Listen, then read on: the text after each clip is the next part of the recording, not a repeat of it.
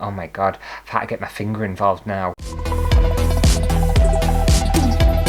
Hello everyone and welcome back to my channel. And as we know, since I've bought my new sewing machine, I've become a little bit obsessed with it. I don't know whether you can tell or not. I'm sure we can. But when I first said I was buying this sewing machine, someone I used to work with gave me an absolute mountain of like sewing materials and little bits of fabric and stuff like that. And I was rooting through it the other day and I found this. And it's this little bundle of really cute, lovely fabrics. Apparently they cost £19.90 by the way, which is like insane. It should not cost that much for this fabric, I'm just telling you that right now. But I was wondering what I wanted to do with them, and I was like tossing and turning, couldn't get any sleep at all, and I was like, you know what I fancy making? Some bunting. What screams being British than bunting? And yeah, I thought I would do a little bit of bunting. So some bunting today. I don't know how many times I'm going to say bunting, but by the end of this video we're going to get sick of the word bunting.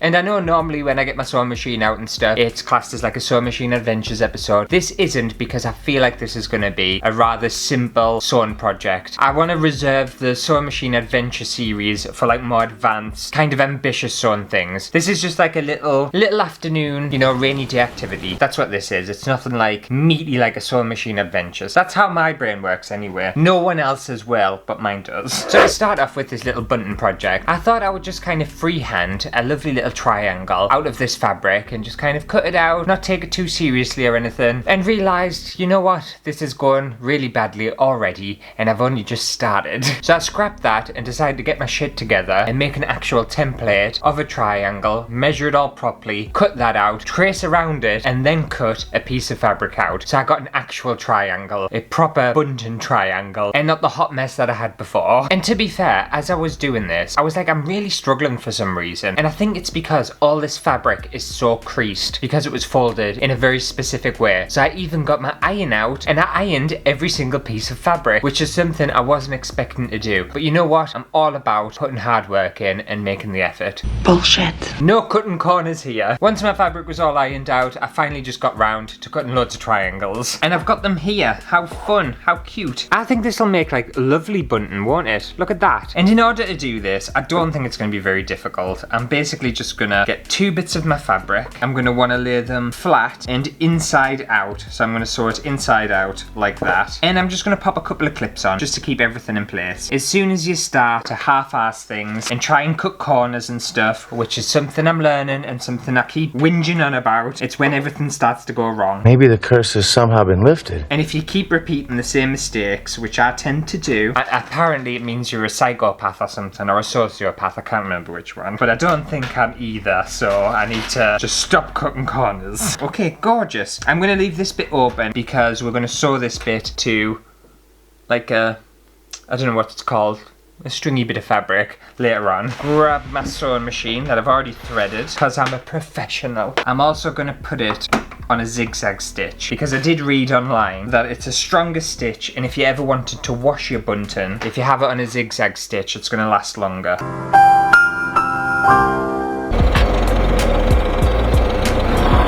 Okay, and now that we've got them sides sewn, cut all the little bits off. I'm going to turn it inside out, and I'm just going to use a paintbrush just to push all the corner out. And then there we have a little bunting shape. How cute is that? Oh my god. Ah, this is going to be well cute. Oh, my stitching's so good. Oh, proper neat. And this bit at the top, although it looks shitty, it's going to be all hidden, so it's fine. You don't need to worry about it. Okay, so now I just need to do, I don't know. How many have I made? 20 possibly? Maybe 30? That's fine. I don't mind. It'll give us some practice. And as well, I think a good thing about bunting is it doesn't matter if each one is literally perfect. Obviously it can be if you're aiming for perfection, which I don't personally, because I just don't think perfection exists in the real world, okay? And I also think as well, if everything was perfect, wouldn't the world be like a really boring place? I don't know. I think there's something quite charming and exciting about the imperfections. It's like when you see people and they get the veneers done and stuff. I know this is a very weird comparison. Here we go. But they've got like the perfectly white symmetrical teeth, and you know, they look like fine and lovely, but they just lack character. I feel like all the kind of celebrities and stuff have them like ridiculously straight, perfectly white, perfectly spaced out teeth. And that's not real teeth, is it? I want someone to smile and a tooth be poking that way. It's just cute. Some people would disagree with us and I don't care. I think people who strive for perfection are literally setting themselves up for failure and then they just end up depressed. That's my little life coaching lesson of today.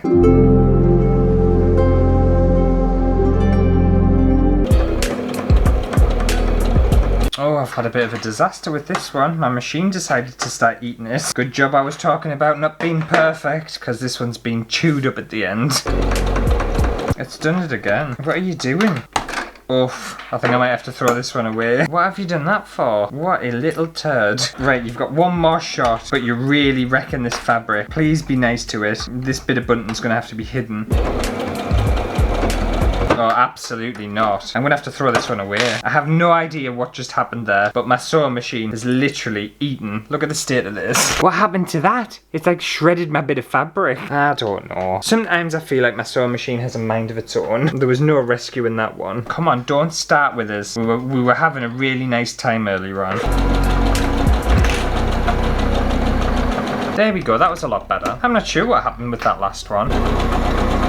And the thing is as well, I was thinking, you can't really go wrong with a bit of bunting, can you? It just comes in so handy. It's a very universal decoration. You can have it for like little garden parties or birthdays or literally anything. I feel like it's a British thing, but I could be wrong. It could be literally anything.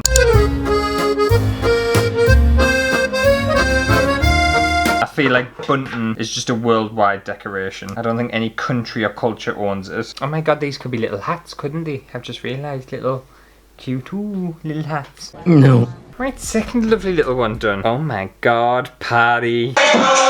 Well, I think I best start getting my shit together and start sewing all of these, because otherwise I'm going to be here all day. I do have a week off work though, which is nice. Normally, I feel like whenever I get my sewing machine out, it's like work the next day. But I don't. I have like a full week off. I'm so excited. I haven't put any annual leave in at work since April this year, so like a fair few months. And you know when you need it, I'm proper ready for it. Right, let's get all these bunting bits sewn, hopefully.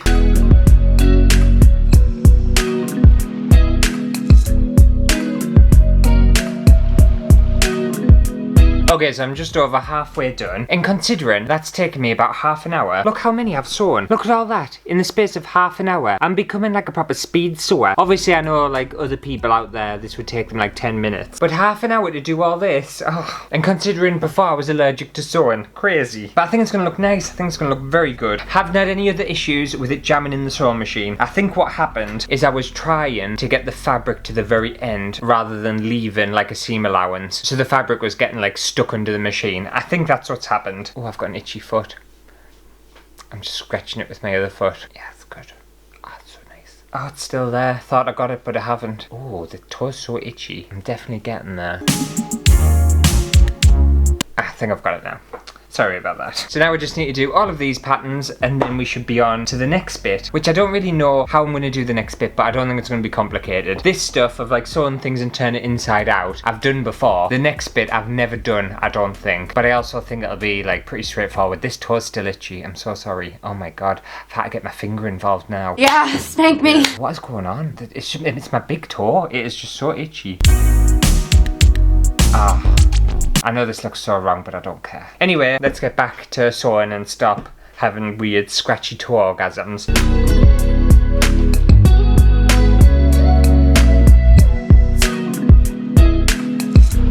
Okay, so I finally got all my little triangles all sewn together. And now I'm thinking, I've got some of this here, and this is called herringbone tape. Don't ask me what herringbone tape is or what makes it herringbone tape, but that's what it is apparently. And I read online that this is what they use for bunting. If I'm wrong, then blame the people online who told us that it was the thing that people use. And it's essentially just like a no stretch kind of band of, I don't know, cotton or something. And my idea is for something like this, I wanted it quite thick. I'm gonna need about that much empty. Stick a pin there for now. That much empty because you want to kind of like tie it round things, don't you? So you want a little bit of excess. So if I just start at this end, yeah, I think I will fold the entire thing and stitch all the way along it because it'll just make more sense. So that'll kind of be the band at the end. And then what we're gonna do is take like one of these and wedge it in between here. I might need to actually trim some of this off. Oh, for some reason I thought this was gonna be the easy part. I think this might be the trickiest part because I weirdly feel like a lot could go wrong if I'm not paying attention. Oh my god, if I do this though, it's gonna look so cute. Look at that. Isn't that gonna look cute? That's gonna look proper cute. And then I suppose you just want to kind of space each one out and take different ones. I think as well, because each one is hidden in amongst this, you can kind of get away with like sneakily hiding any of the shitty bits, which I appreciate. And then obviously you want to make your gap as big or as small as you want it. I think that's kind of the idea of it, isn't it? Mine's gonna be huge, my bunting. I didn't realise I've made it so big, but no one's gonna complain about that, are they?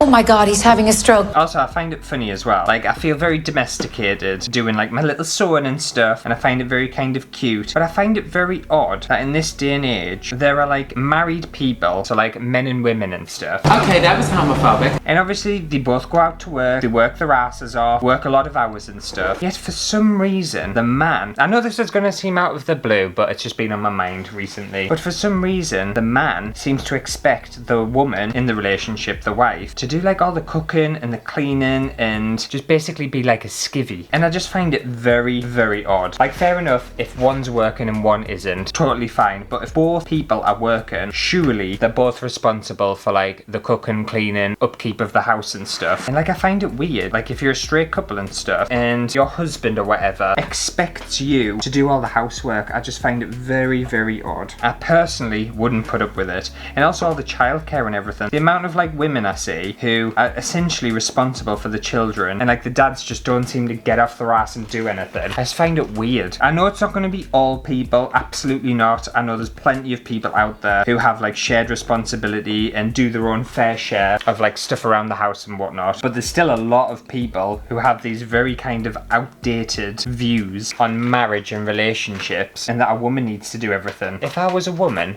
and I was with a man and we got married and everything, and I was expected, even when I was working full time, to do all the like dishes and the housework and look after the kids, I'd tell them the off. There'd be absolutely no chance. I'd be straight out that door. But yes, it's been on my mind recently, and there's a very specific reason why, but won't talk about it. I find men like that to be major red flags. I want to grab pussy. Oh my god, ew, David! But look at me doing a little bit of sewing and everything. If I was married, my husband would be getting treated to Bunting every night. You know, just spoil him a little bit. I'm obviously joking, he wouldn't, because I couldn't be asked to make some Bunting every night. And I also wouldn't be cooking and cleaning and doing everything. He would have to do his fair share. But that's very hypothetical, because like I've said before, I would never ever get married. And I would never ever have kids, and quite frankly, I'd never ever get in a relationship because I just can't be asked with people. Right, anyway, this is taking us forever, so I'm just going to clip all this together, and then once I'm done, we can get to the sewing part. I feel like this is going to take us longer than actually sewing all them individual bits. Surprisingly, I didn't think it would, but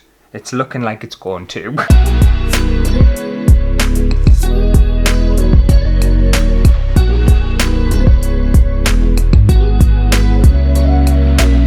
Okay, I'm finally done. Oof, I'm sweating, I'm hot. The amount of concentration that had to go into that. For some reason, I was expecting this bit to be like the super easy bit and just like proper chilled. It was really not fiddly and it wasn't really hard, but I just felt like I had to really concentrate because if it went wrong, it was gonna go really wrong. So let's have a look. Oh my god, what the hell? So this is my bunting, guys. I've made a lot of bunting. Hang on, I'll zoom you out. Look at all this bunting I've made. I think that's pretty good. For my first attempt at like bunting, I think I've done a really, really good job. It's sewn very well. It's surprisingly it feels strong. It feels, I don't know, it just feels really good. I can't believe I've made this, you know. I know I said it was going to be like a simple little craft project, and it kind of was, but there's still a lot of work that goes into something like this. This has taken me, not counting like cutting the pattern bits out, it's taken me 3.5 hours to make this. this. That's quite a long time, isn't it? Give you a little close-up at my sewing too. It's not bad, is it? It's not like amazing. It got, let's have a look at that. Yeah, I kept losing track of where my actual sewing was, so it's very wavy. But still, that's not too bad. And like, you could tug them and pull them and proper like rive at them, and they're not going anywhere. It's hearty. It's made very, very well. Ooh, an outfit out of Bunting. What about that? This could have easily been a Sewing Machine Adventures episode, by the way, because although Bunting seems like a very easy thing to make, I don't know, it's still a little bit of a challenge. Paper Bunting, fair enough, piece of piss. Fabric Bunting, a little bit more trickier than I thought it was going to be. Anyway, that just about does it for today's sewing video. Hopefully you have enjoyed it. If you did, make sure to give it a thumbs up and let me know if you've ever sewn Bunting from scratch, because I want to know if people think this is an advanced thing. I went into it thinking it was a very basic beginner project, but now that I've done it, it's a little trickier than I thought it was going to be. I don't think it's beginner, but it's definitely not advanced. I would say it's like a step above beginner. What's beginner? A beginner's like a cushion with no zipper. That's very beginner. A napkin. A napkin's a super beginner sewing project. Bunting, I think you're just pushing it a little bit. Anyway, I'll see you next week for a brand new video. Do you think I should apply for the sewing bee? Is that still on the TV? I don't know, I never watch it, but do you think I should apply for it? I think I would do really well. I think I might win. I don't know whether the show would be ready for my skills. I know I'm still quite new at this, but I'm getting very excellent. Not even just very good, I'm getting very excellent. So I don't know, I wouldn't want to go up against us in a sewing competition. I'd thrash them, proper thrash them.